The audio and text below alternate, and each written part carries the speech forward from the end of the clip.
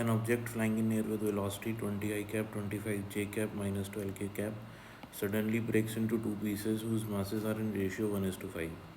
Smaller mass flies off with a velocity 100 I cap plus 35 j cap plus 8 k cap. Velocity of larger piece will be. तो एक मास है, उसकी initial velocity जो है वो है इतनी, तो एक्स डायरेक्शन में भी है, वाई में भी है और जेड में भी है, एक्स वाई जेड तीनों डायरेक्शन में इसकी वेलोसिटी है। ये ब्रेक डाउन हो जाता है ड्यू टू इंटरनल फोर्सेस और पूरा मास m1 और m2 पार्ट में डिवाइड हो जाता है और रेशियो दिया हुआ है मासेस का m1:m2 का 1:5। उसमें से जो स्मॉलर मास है m1 उसकी वेलोसिटी दी है, लार्जर की वेलोसिटी पूछ रहे हैं, ठीक है। तो सबसे पहले हम मासेस निकाल लेते हैं m1 m2 कितने होंगे। तो देखो m1/m2 दिया हुआ है मेरे को 1/5।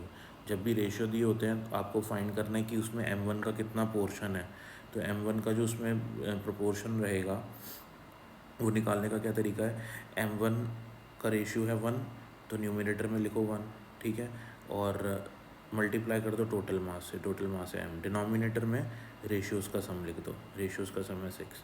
ऐसे ही m2 निकालना है तो m2 के लिए लिखो 5 क्योंकि उसका प्रोपोर्शन है 5 और उसको टोटल मास से मल्टीप्लाई करके जो रेशियो उसके सम से डिवाइड कर दो, तो m2 आ गया और m1 भी आ गया। तो m1 का मास m/6 है, m2 का मास 5m/6 है, ठीक है।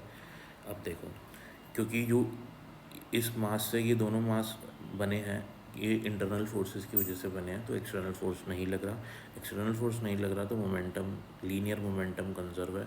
तो लीनियर मोमेंटम मतलब मोमेंटम इनिशियली और मोमेंटम फाइनली जो है वो बराबर होंगे। तो इनिशियल मोमेंटम में मेरे पास ये मास है m और इसकी वेलोसिटी वेक्टर मुझे दिया हुआ है 20 I कैप, 25 j कैप और 12 k कैप। सब्सटीट्यूट कर दिया is equals to initial momentum is equals to final momentum. Finally m1 m2 है, m1 की वेलोसिटी v1 वेक्टर मान लेता हूँ, v2 की वेलोसिटी v2 वेक्टर मान लेता हूँ। m1 m/6 है और v2 5m/6 है, वैल्यू सब्स्टिट्यूट कर दी। तो अब आप आगे करते हैं इसको, क्वेश्चन को सॉल्व। m m m यहाँ से कैंसिल हो जाएगा, ठीक है। तो इधर हमारे पास बचेगा 1/6, इधर हमारे पास बचेगा यहाँ पे 5/6, ठीक है। v1 वेक्टर यानी कि पहले वाले मास की वेलोसिटी हमको दी हुई है ऑलरेडी स्मॉलर वाले की, तो यहाँ पे हमने v1 की वैल्यू सब्स्टिट्यूट कर दी 100 I cap, 35 j cap plus 8 k cap. v2 vector हमको मालूम नहीं है, ठीक है ना।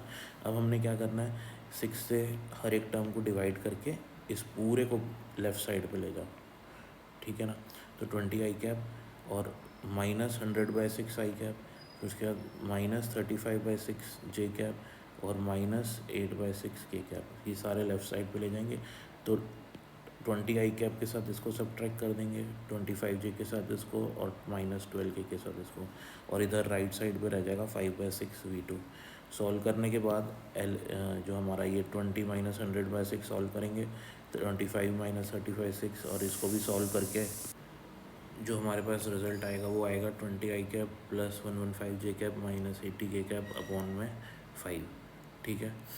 ये यहाँ से 5 यहाँ से नीचे चला जाएगा, फर्दर सॉल्व करके जो हमारा रिजल्ट आएगा वो आएगा v2 = 4 I cap, 23 j cap minus 16 k cap. Thank you for watching.